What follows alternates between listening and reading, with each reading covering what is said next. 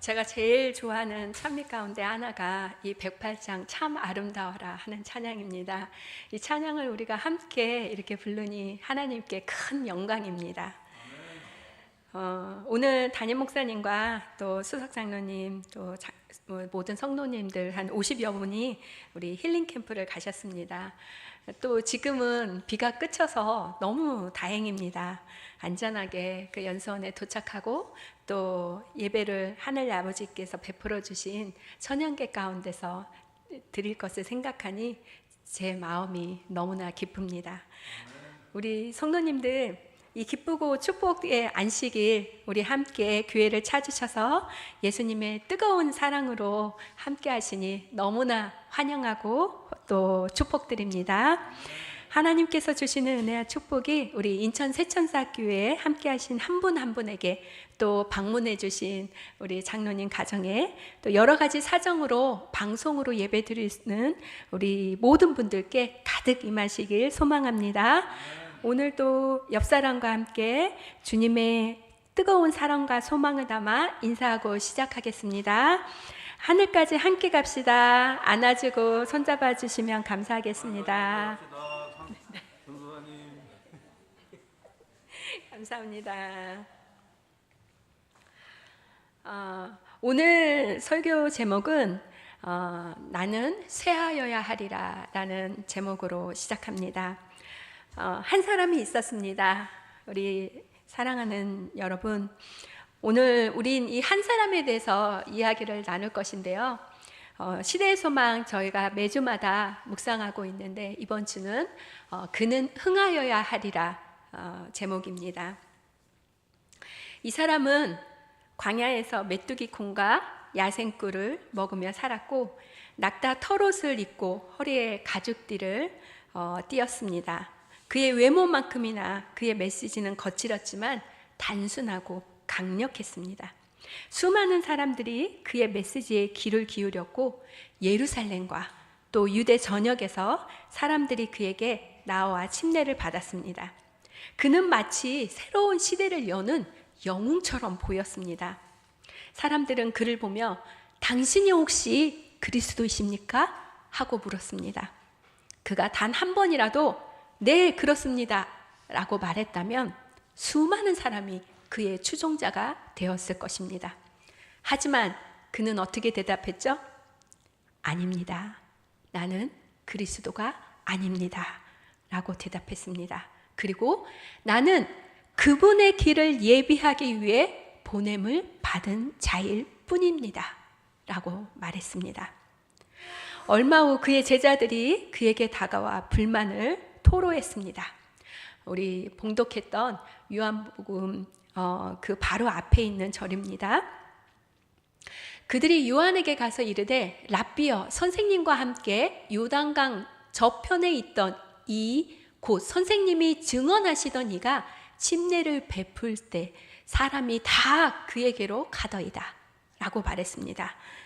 이 요한의 제자들은 정말 이 모든 사람들이 예수님께 간 것일까요? 그렇지는 않았습니다. 하지만 그들은 다 그에게로 갑니다. 이렇게 이야기했습니다. 침례 요한의 제자들만큼은 그렇게 느꼈기 때문입니다. 철학자 프란시스 베이컨은 이렇게 말합니다. 질투에는 뭐도 없다고요? 휴일도 없답니다. 어떻게 하면 질투에는 휴일도 없을까요? 우리 인간은 매일 질투하면서 산다는 것입니다. 그리고 로마의 시인 오비디우스는 시기는 살아있는 자에게서 자라다가 죽을 때 멈춘다고 합니다. 얼마나 안타까운 이야기일까요? 우리가 언제까지 시기를 한다고요? 죽기 바로 직전까지 시기를 한다고 합니다. 그렇지만 우리가 이런 생각들은 누가 주는 생각이에요? 사탄이 주는 생각이죠. 그래서 우리는 이런 부정적인 생각을 버리려면 어떻게 해야 될까요? 네, 예수님의 십자가 앞으로 나아가야 됩니다. 우리가 찬양했던 것처럼 온 하늘과 땅과 우주를 창조하신 하나님께 나아가야 합니다. 저는 이 십자가만 생각하면 너무나 감사하고 또 감사합니다. 그 고난과 핍박을 마다하지 않으시고 즐거이 자원하여 이 세상에 오신 예수님, 우리는 그 가치가 우리 예수님의 피값입니다. 그래서 예수님께서 우리를 뭐라고 말씀하셨어요? 당신은 하나님의 최고의 걸작품이고 가장 존귀한 존재입니다 라고 말씀하셨습니다. 정말 우리는 하나님의 최고의 걸작품입니다. 그리고 가장 존귀한 존재인 것입니다. 우리가 하늘 아버지께 아버지하고 부르면 아버지의 심장은 가장 아름다운 소리에 떨리는 것처럼 마치 음악 소리처럼 아름답게 그렇게 들린다고 합니다. 우리 길을 걸을 때나 밥을 먹을 때나 일을 할 때나 친구를 기다릴 때나 집을 가고 올 때 하늘 아버지 하고 자주 부르시기 바랍니다. 어제 만난 어떤 분이 저에게 이렇게 물어봤습니다. 저는 밥 먹기 전에 기도하고 싶은데 저랑 같이 밥을 먹는 파트너가 자꾸 밥을 한 술 이렇게 푹 푸고 기도를 한다는 거예요. 그게 자꾸 가슴에 걸린다는 겁니다. 밥을 푹 푸기 전에 먹지는 않았어요. 그런데 밥 숟가락을 이렇게 올리기 전에 기도하고 싶은데, 그래서 그렇게 해야 될 것 같은데 자꾸 밥을 먼저 퍼놓고 기도를 하게 된다는 거예요. 그래서 제가 어떻게 대답하였을까요? 그 밥을 다 먹고 하나님 밥이 너무 맛있어요. 이 맛있는 밥을 주신 하나님 감사합니다. 이렇게 기도해도 하나님은 기뻐 받으십니다. 우리가 언제든지 기도할 수 있다는 것입니다. 너무 고맙지 않습니까? 네, 저는 자다가도 일어나면 하나님 감사합니다. 저에게 이렇게 꿀잠을 주셔서 너무 감사합니다 하고 기도드립니다. 주님, 우리가 이 주님을 부를 땐 장소와 시간이 필요 없습니다. 우리 말씀을 들으면서도 주님 하고 부를 수 있고요. 또 우리가 무엇을 하든지 정말 집에 가면서 오면서 무슨 생각을 하든지 하늘 아버지를 부르시는 저와 여러분이 되기 바랍니다. 한편 제자들이 이렇게 요한이 힘들게 쌓아 올린 명성이 다른 사람들에게 옮겨가는 모습을 보면서 불평불만을 하였습니다.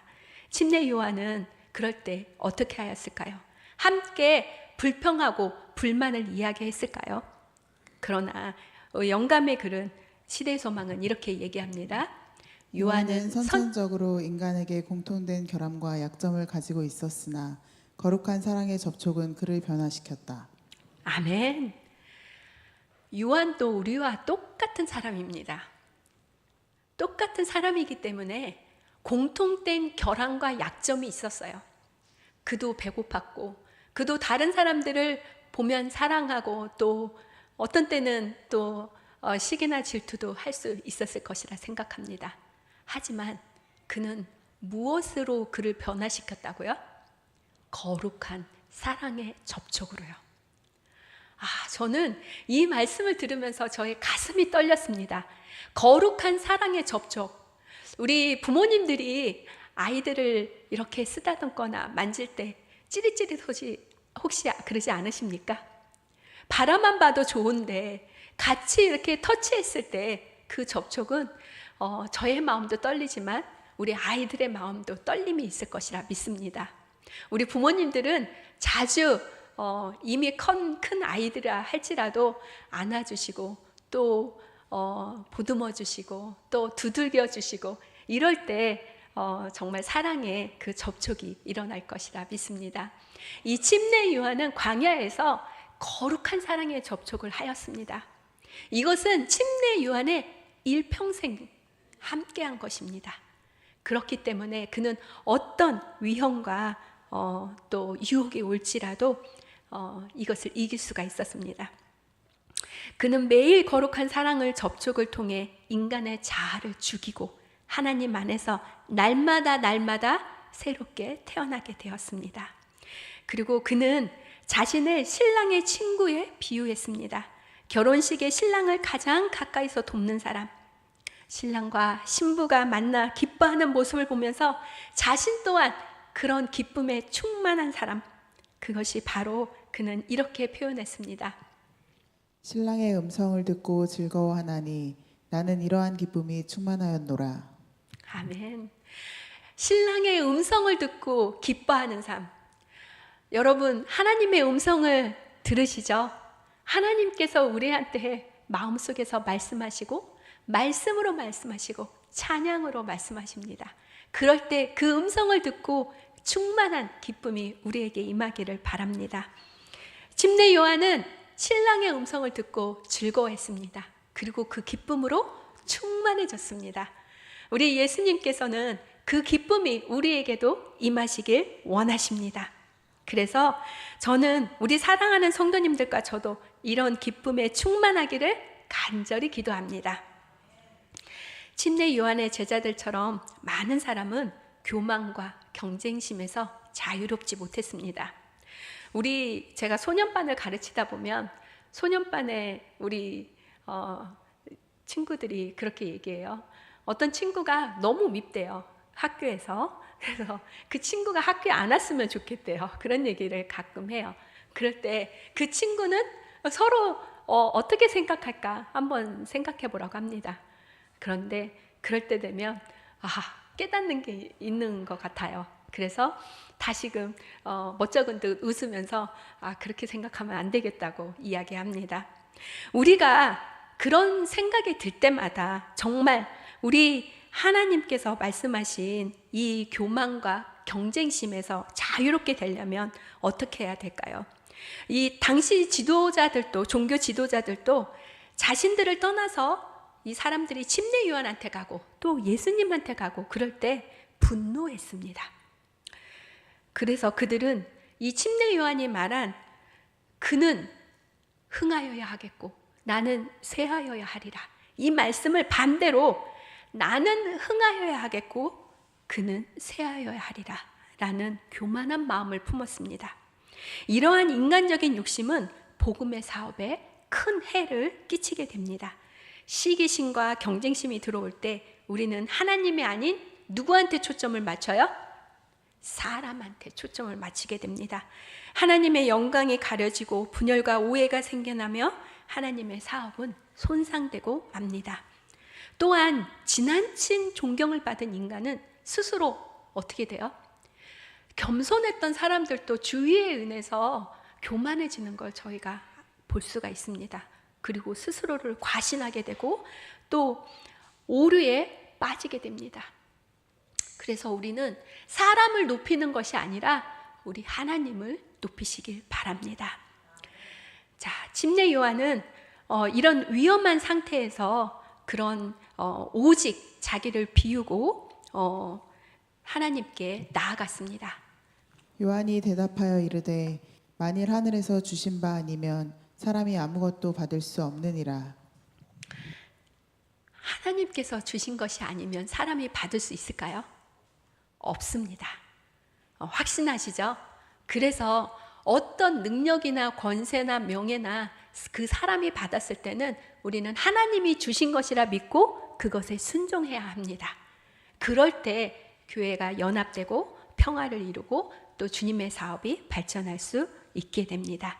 이 침례 요한의 말은 마치 예수님과 매우 흡사했습니다. 그는 지상의 왕이 아니라 하늘에서 오신 분을 증언했습니다.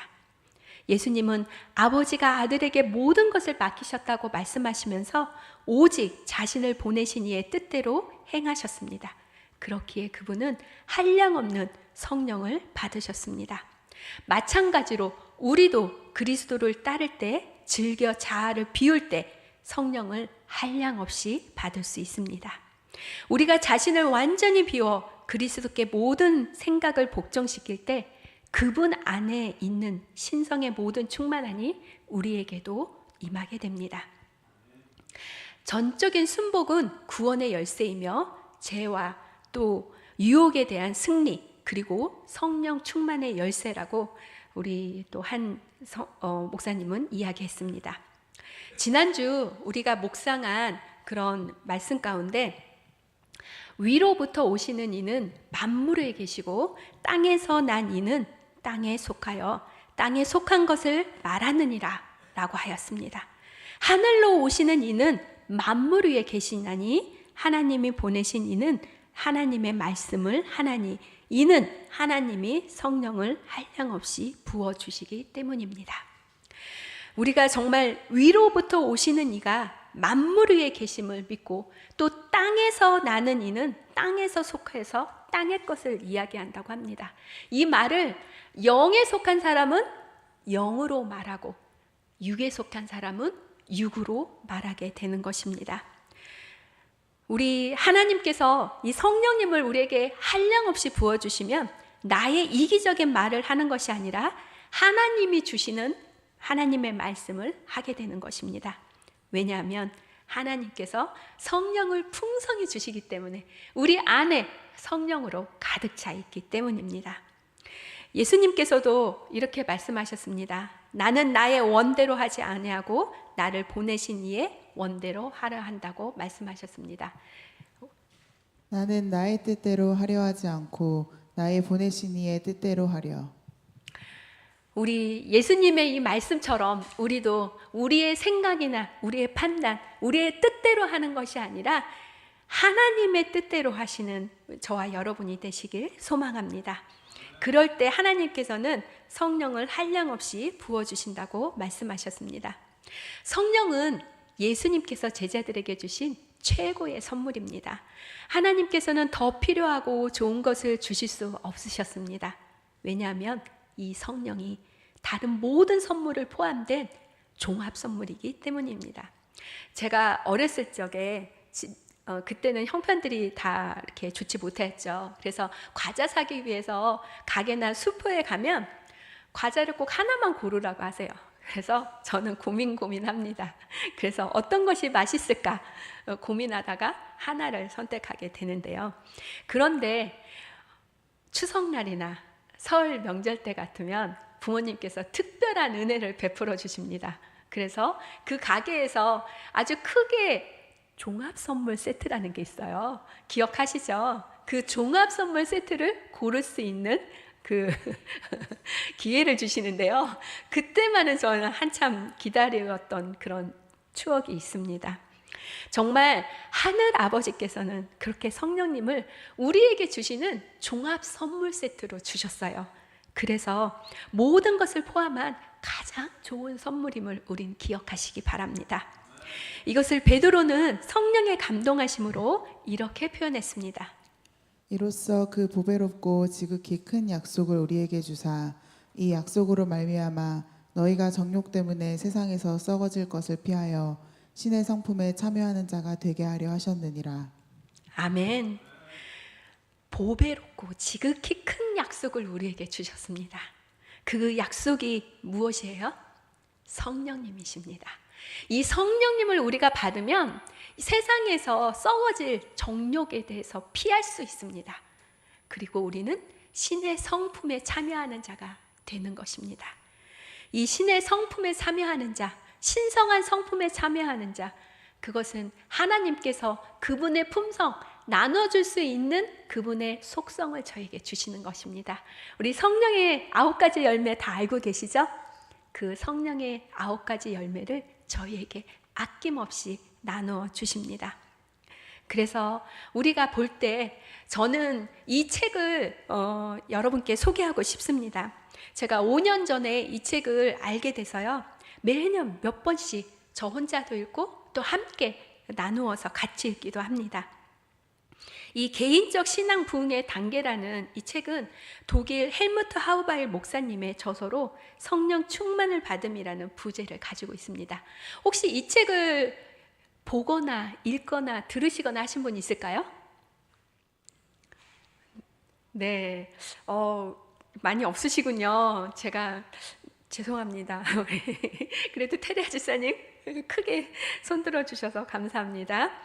저는 이 책을 볼 때마다 저뿐만 아니라 우리 모두 이 책을 읽고 성령 충만을 받았으면 좋겠습니다. 그리고 이 책에서 주님께서 친히 주신 명령이 있는데요. 그 명령이 무엇이냐면요. 지속적으로 반복하여 새롭게 성령으로 충만함을 받으라. 지속적으로. 한 번이 아니에요. 저는 제가 전에 오해했던 게 있는데 증인은 한 번만 받는 줄 알았어요. 믿음으로 말미암는 이는 한 번만 받으면 계속 우리는 성화로 날마다 자라나는 줄 알았거든요. 근데 그것이 아니라 믿음으로 말미암는 의가 매일매일 지속적으로 반복하여 새롭게 저희가 성령으로 충만함을 받을 때 믿음으로 말미암는 의가 날마다 저희 가운데 새로워집니다. 그리고 이 칭의와 함께 우리가 성령으로 성화가 날마다 이루어지는 것입니다. 제가 비교 종교학을 배우면서 그 성철 스님의 얘기를 들었어요. 불교에 대해서도 저희가 배우는데요. 이 성철 스님이 그렇게 열심히 선을 닦고 도를 닦았는데 마지막에 뭐라고 하셨어요? 이게 안 된다고 하셨어요. 우리가 스스로 할 때는 날마다 새롭게 되는 것이 너무나 어렵습니다. 그러나 우리는 방법이 있죠. 어떻게, 누구로 말미암아 우리는 날마다 새롭게 돼요? 성령 하나님으로 충만하게 되면 우리는 지속적으로 반복하여 새롭게 받음을 할 수가 있습니다. 이 책에서 또한 현재 우리 교회가 당면한 복잡한 문제들, 특별히 지역교회와 세계교단의 신자들, 또 개인이 당면한 문제들이 배후에 자리 잡고 있는 게 있는데, 그것이 그 영적 문제의 원인이 바로 성령의 결핍이라고 하였습니다. 성경의 역사 속에서 예수님이 돌아가시고 또 승천하시고 승천하셔서 제자들에게 주신 이 성령의 시대에 초기 교회 오순절의 성령 강림 후에 이 세상은 성령의 시대라고 말합니다. 그런데 교회 안에 각 개인의 문제가 성령의 결핍이라는 사실은 아이러니하지 않습니까? 사랑하는 여러분, 우리는 이 날마다 성령의 충만을 경험하고 있습니까? 우리가 이것을 깊이 생각하시면서 정말 성령을 갈구하시기 바랍니다. 그럴 때 그 갈급하는 심령이 있을 때 하나님께서 이 성령을 주신다고 하셨는데요. 우리 교회 증언 8권에 이런 말씀이 있습니다. 성령의 선물은 우리에게 능력이 전달되는 수단이다. 그럼에도 불구하고 우리가 성령의 선물에 줄이고 목말라 하지 않는 이유가 무엇인가? 왜 우리는 그것에 대하여 말하고 그것을 위해 기도하고 그것에 관하여 설교하지 않는가? 성령의 선물은 우리에게 능력이 전달되는 수단이라고 하였습니다. 제가 아까도 이렇게 저희 소그룹에서 나누면서 어떤 한 분을 전도하는데 굉장히 쉽지가 않아요. 그렇지만 우리가 포기하지 않을 때, 성령님께서 함께 하실 때 우리는 그 능력으로 우리 영혼을 구원하실 수 있으리라 믿습니다. 우리가 간절히 이 성령을 목말라 하고 또 갈급할 때 주님께서는 주시리라 약속하셨습니다. 그래서 저와 여러분 모두 이 성령의 선물을 줄이고 목말라 하기를 간절히 바랍니다. 주님께서 친히 주신 이 명령을 다 함께 같이 읽도록 하겠습니다. 지속적으로 반복하여 새롭게 성령으로 충만함을 받으라. 성경에서 명령은 무엇이죠? 언약입니다. 약속입니다. 하나님께서 반드시 이렇게 해주시겠다는 말씀입니다. 내가 너희에게 지속적으로 반복하여 새롭게 성령으로 충만함을 받게 하리라. 하나님께서는 이 약속을 꼭 지키시리라 믿습니다. 저와 여러분 모두, 또 특별히 방송으로 듣고 계시는 사랑하는 믿음의 가족들 위에 하나님께서 친히 약속하신 성령을 충만히 받으시길 주님의 이름으로 축복합니다. 침례 요한의 삶은 진정한 사역자의 모본이었습니다. 그래서 그는 이렇게 이야기했습니다. 그는 흥하여야 하겠고 나는 쇠하여야 하리라. 그는 흥하여야 하겠고 나는 쇠하여야 하리라. 우리 어린이가 우리 한 명, 조성윤 우리 어린이 있는데요. 이 말씀이 무슨 뜻인지 혹시 이해가 될까요? 저도 어렸을 때 그는 흥하여야 되겠고 흥하시는 것일까? 라고 생각을 했고, 나는 쇠하는 것이 무슨 뜻일까? 잘 빨리 와닿지 않았어요. 우리 저 뒤에 우리 학생들은 알겠죠? 우리 형님들, 고등학생 형님들 이렇게 같이 또 예배 드려서 너무 반갑습니다. 이거를 공동번역 성경은 이렇게 얘기합니다. 그분은 더욱 커지셔야 하고 나는 더욱 작아져야 한다. 네, 그분은 더욱 커지셔야 한다는 것입니다. 어디에서 이런 일이 일어나야 될까요? 우리 마음에서입니다. 우리 마음에서 그분은 더욱 커지셔야 되고 나는 더욱 작아져야 합니다. 그래서 결국 내 안에, 내 마음에 나는 없어져야 하는 것입니다. 그것이 바로 자아 비움이고 자아 굴복입니다. 사랑하는 여러분, 이 침례 요한은 자신이 잠시 빛을 비추는 존재였음을 인정하고 모든 영광을 영원한 빛 대신 예수님께 돌렸습니다. 저는 이 세계 역사 속에 이런 일이 있을 것이라 생각해서 찾아보았습니다. 그랬더니 남아프리카 공화국에 넬슨 만델라, 너무 잘 아시죠? 네, 흑인 운동가였던 넬슨 만델라와 프레데리크 빌렘 데 클레르크라는 대통령의 이야기였습니다. 우리 백인이 우리 클레르크 대통령이신데요. 7대 대통령, 남아프리카 공화국의 7대 대통령이었고, 이 흑인은 넬슨 만델라, 우리 유명한 이 민권 운동가이신 대통령인데, 이분은 8대 대통령이었습니다. 이 이야기는 오랜 시간 동안 굳건히 자리 잡았던 아파르트 헤이트, 많이 들어보셨죠? 인종차별 체제에서 시작이 됩니다. 넬슨 만델라는 이 불의한 체제에서 맞서 싸우다가 27년이라는 긴 세월을 감옥에서 보냈습니다. 반면 프레데리크 빌렘 데 클레르크는 아파르트 헤이트 체제를 수호하던 백인 정권의 마지막 대통령이었습니다. 두 사람은 서로에게 적이나 다름없었습니다. 한쪽은 자유를 위해 투쟁하는 투사였고 다른 한쪽은 그 투사를 가둔 체제의 수장이었습니다. 그러나 클레르크는 시대의 흐름을 읽고 인종차별 체제를 종식시키지 않고서는 이 남아프리카 공화국이 미래가 없다는 것을 깨달았습니다. 그래서 그는 과감한 결단을 내렸습니다. 그래서 이 넬슨 만델라를 석방했고, 그리고 새로운 남아프리카 공화국을 건설하기 위해 대화에 나섰습니다. 둘이 서로 같지 않은 것처럼 보이지만 이 둘은 화해의 대화를 하게 되었습니다. 물론 이들의 만남은 결코 쉽지 않았습니다. 수십 년간 쌓인 서로의 증오와 불신을 해소하는 과정이었기 때문에 수많은 난관에 부딪혔습니다. 그 결과 그들의 노고가 인정이 되어 두 분 다 노벨 평화상을 공동으로 수상하게 되었습니다. 이는 전 세계의 용서와 화해의 힘을 보여줄 아주 상징적인 사건으로 기록되어 있습니다.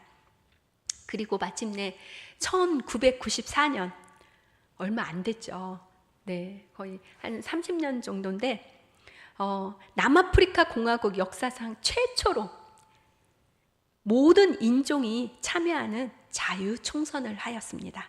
그리고 만델라는 압도적인 지지로 대통령에 당선되었습니다. 저는 여기까지가 말하고 싶은 것이 아니라 제가 얘기하고 싶은 것은 그 다음입니다. 이 넬슨 만델라는 그 다음 부통령을 누구로 선택했을까요?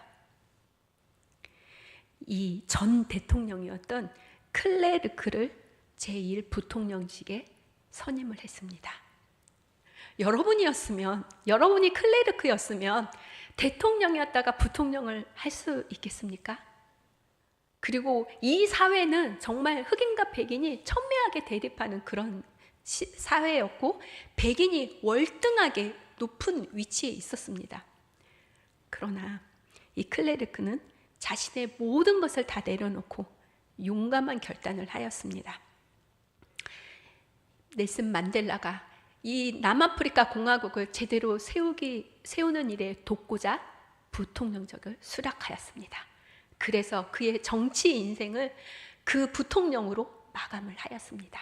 그리고 최선을 다해서 이 남아프리카 공화국이 민주국가가 되도록 도왔습니다. 여러분, 이들이 서로에 대한 존중을 바탕으로 인내심을 가지고 이렇게 서로 대화했을 때 이 남아프리카 공화국의 이 인종 차별은 점점 사라지게 되었고요. 그리고 이 남아프리카 공화국이 내전에 참혹한 운명을 피할 수가 있었습니다. 그리고 평화로운 민주국가로 전환할 수 있는 결정적인 원동력이 되었습니다. 이들의 이야기는 단순히 한 국가의 정치적 전환을 넘어서 인간의 존엄과 화해의 가치가 얼마나 중요한지 우리에게 가르쳐주는 감동적인 역사로 영원히 기록될 것입니다. 우리는 누구의 증인입니까? 예수님의 증인입니다. 우리가 감당해야 될 사명은 우리의 명예나 성공, 성취를 드러내는 것이 결코 아닙니다. 오직 그분을 높이고 그분께 모든 영광을 돌리는 것입니다. 우리의 삶과 말, 행동을 통해 나는 감춰주고 오직 예수님만 드러나는 것입니다. 그래서 제가 생각을 했는데요. 나는 뒤에 서고 오직 주님만 앞에 가십니다. 아멘이지 않습니까? 앞에 서신 주님을 저희는 따라가야 됩니다. 내가 잘났다고 앞서가면 어떻게 돼요? 네, 그 길은 망하게 됩니다. 오직 우리의 주인 되신 예수님만 우리 앞서 가셔야 되는 것입니다. 이럴 때 우리는 아들을 믿는 자는 영생이 있다라는 말을 하게 됩니다. 그리고 소망에 있는 말씀을 읽어주시기 바랍니다. 아들을 믿는 자는 영생이 있다. 죄를 정결케 해주는 것이 그리스도의 침례냐 그렇지 않으면 요한의 침례냐에 대하여 쟁론하는 것은 무용한 일이었다. 영혼에게 생명을 주는 것은 그리스도의 은혜이다. 아멘. 우리가 정말 아들을 믿는 자에게는 영생이 있다는 걸 확신하십니까? 네. 하나님의 아들, 독생자 예수 그리스도를 믿는 모든 사람들에게는 영생이 있음을 요한복음 3장 16절에 말씀하십니다.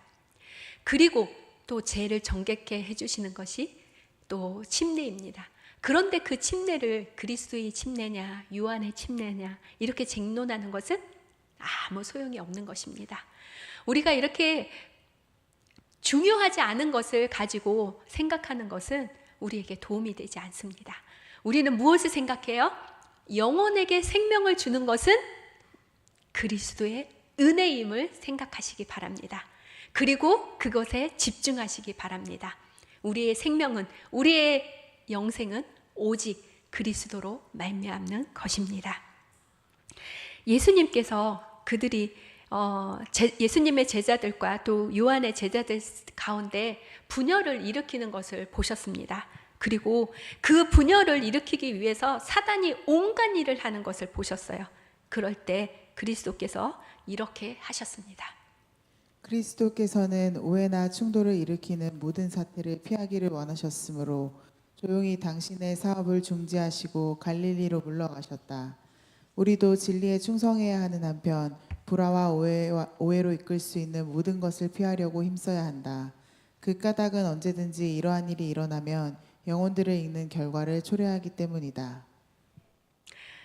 네, 오해나 불화는 사단의 씨앗이죠. 그런데 그런 것이 있을 때 눈치가 빠르신 분들은 빨리 캐치하세요. 그런데 저는 또 저같이 센스가 부족하신 분들은 잘 몰라요. 우리 성도님들이 서로 이런 눈치나 이런 상황을 포착하시면 바로 이 예수님께서 하셨던 것처럼 그런 모든 사태를 피하는 것을 알려주시기 바랍니다. 그리고 그런 것들을 함께 나눌 때 우리도 진리에 충성해야 함으로 서로가 연합해서 하나님이 이루신 그리스도께서 이루신 그 연합을 우리도 이루게 될 줄 믿습니다. 분열을 일으킬 듯한 사태가 발생할 때는 언제고 우리는 예수와 침례 요한의 모본을 따라야 한다. 이것을 꼭 기억해 주시기 바랍니다. 우리 교회는 의인들만 있는 곳일까요? 결코 아닙니다. 우리 교회는 정말 저같이 부족하고 죄인들이 있는 곳입니다. 우리 어린이들이 서로 싸울 때가 있어요. 그럴 때 쟤들은 왜 싸우지? 그렇게 생각하십니까? 아니죠. 싸워야 큰다. 이렇게 또 생각을 하시죠. 그런데 우리가 이런 분열이 일으킬 듯한 이런 사태에 우리는 예수님과 침례 요한의 모본을 생각하시기 바랍니다. 우리 예수님이 피하셨던 것처럼 우리도 그것을 피하는 그 순종이 저희에게 필요합니다. 그래서 요한은 개혁자로서 선도적인 역할을 하도록 부름을 받았지만 그 다음에는 그가 그것을 성공시키는 것이 아니라 예수님께서 오셔서 그거를 정말 성공시키셔야 함을 저희는 시대의 소망을 읽으면서 또 알게 되었습니다. 그래서 요한의 사업은 그리스도의 사업에 기초를 놓는 작업이었고 또 그리스도의 좋은 그런 도구가 되었습니다. 그래서 여기서 저에게 중요한 것은 예수께서 먼저 그분 자신을 우리에게 주셨다는 것입니다. 그분은 하나님께서 주실 수 있는 모든 것을 우리에게 주셨습니다. 우리가 드릴 수 있는 모든 것, 그래서 그것을 그분께 드리라고 우리를 초청하십니다. 전적인 순복은 우리를 예수님과 아버지와 놀라운 관계로 이끌어 주십니다. 딘 켈리라는 분이 순복의 5가지 수준에 대해서 이렇게 말했습니다. 1. 헌금은 순복의 가장 낮은 수준이다. 2. 시간의 순복은 다음 수준이다. 3. 우리의 능력과 기술, 봉사의 순복은 그 다음 수준이다. 4. 이전에 언급한 모든 것을 포함하는 모든 두려움과 희망의 순복은 그 다음 수준이다. 5. 의지와 생애를 예수께 온전히 순복함을 뜻하는 우리 전 존재의 순복이다. 네, 순복의 5가지 수준이 있다는 걸 여러분 아셨을까요? 저는 오늘 아침에 알았습니다.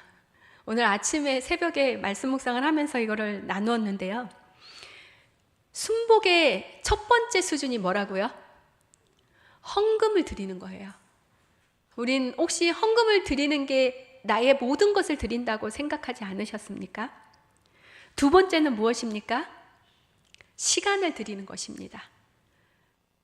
헌금을 드리고 시간을 드리고 저는 여기까지만 해도 아주 훌륭하다고 생각했습니다. 그런데 3번째, 우리의 능력과 기술과 봉사의 순복은 그 다음 수준이라고 하였습니다. 우리가 잘하는 것들, 우리가 받은 은사와 달란트를 하나님께 드리는 것, 이것이 3번째 순복입니다. 그럼 그 다음 수준은 어떤 것일까요?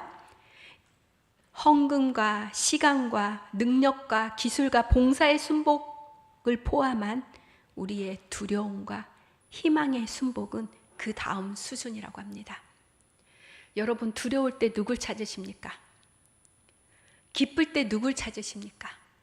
우리가 소망할 때 누구를 찾으십니까? 이럴 때 우리는 하나님께 우리 자신을 드리고 하나님만 찾아야 됩니다. 네, 이거는 4번째 단계고요. 가장 진정한 최고의 순복은 무엇입니까? 의지와 생애를 주님께 온전히 순복함을 뜻하는 우리의 전 존재를 하나님께 드릴 때 그것이 전적인 순복이 되는 것입니다. 저는 이 글을 읽으면서 저의 단계는 어느 단계인지 생각해 보았습니다. 우리 성도님들도 한번 생각해 보실까요? 나는 첫 번째인가, 2번째인가, 아니면 3번째인가, 아니면 5번째인가? 솔직히 저는 이 글을 읽으면서 저는 3번째 순복을 하면서 전적인 순복을 하고 있다고 착각한 제 자신을 발견하였습니다. 그리고 회개하였습니다. 그래서 이제는 제가 생각하는 저만의 착각에 갇혀 있는 것이 아니라 정말 저의 의지와 생애를 모두 예수님께 온전히 순복하길 간절히 원합니다. 그래서 저의 전 존재를 하나님께 순복하길 소망합니다. 이 이야기 속에서 저는 탕자의 비유가 생각났습니다.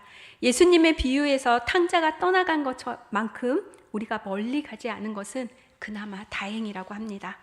탕자는 자기 생에서 밑바닥을 쳤을 때 그제서야 집에 돌아갈 결심을 하였습니다.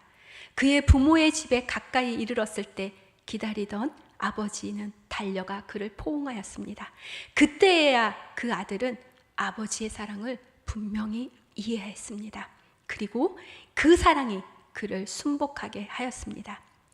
그와 같은 위험들이 아직도 존재하고 있습니다.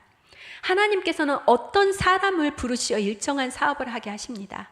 그리고 그가 그 사업을 감당할 자격이 있을 때까지 또 추진시키시고 함께 하십니다.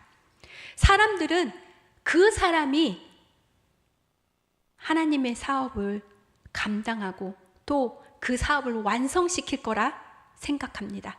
하지만 하나님께서는 많은 사람들이 그렇게 생각하는 것처럼 그 최초의 일꾼의 성공이 달려있다고 생각하지 않으십니다. 대신에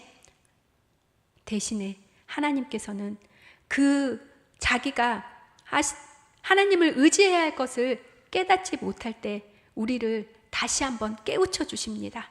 그리고 그 오류에서 잘못된 생각에서 돌아오도록 우리를 돌이켜 주십니다. 오늘 저희 멘티 기억절입니다. 그는 흥하여야 하겠고 나는 쇠하여야 하리라. 너무 쉬우면서도 단순하면서도 강력한 말씀입니다. 우리 다 같이 외우실 수 있겠죠? 네, 함께 하겠습니다. 그는 흥하여야 하겠고 나는 쇠하여야 하리라. 이 말씀을 이번 주 내내 기억하시면서 또 침례 요한의 이 위대한 고백인 그는 흥하여야 하겠고 나는 쇠하여야 하리라는 말씀이 오늘 우리의 삶과 사역을 이끄는 가장 중요한 사연명이 되길 소망합니다. 그리고 이러한 의지가 침례 요한의 그런 고백이 우리의 고백이 되시면서 또 우리 모든 새천사 가족들에게 경험되어지길 소망하면서 말씀 마치겠습니다. 오늘 받은 말씀 생각하시면서 받은 은혜와 결심을 옆 사람들과 함께 한 5분 동안 나눠주시겠습니다.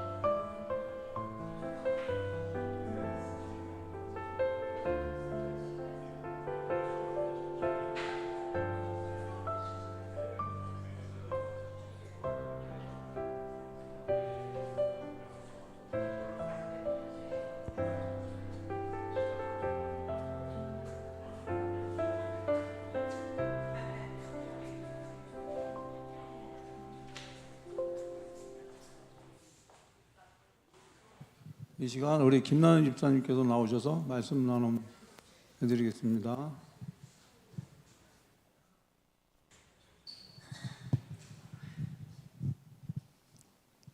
감사합니다. 말씀.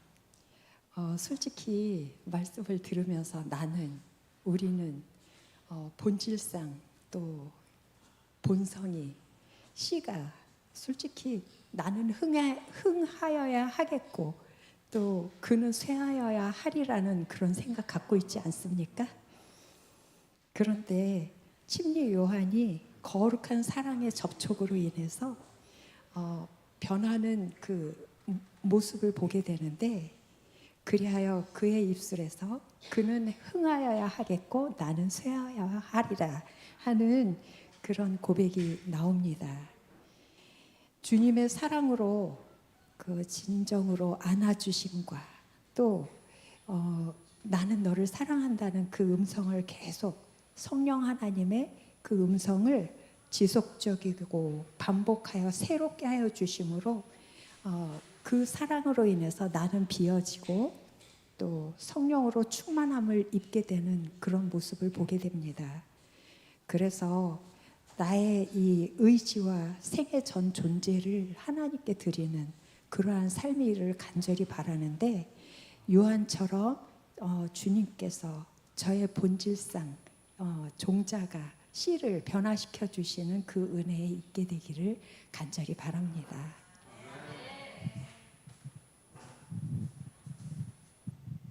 네, 헌금 시간입니다.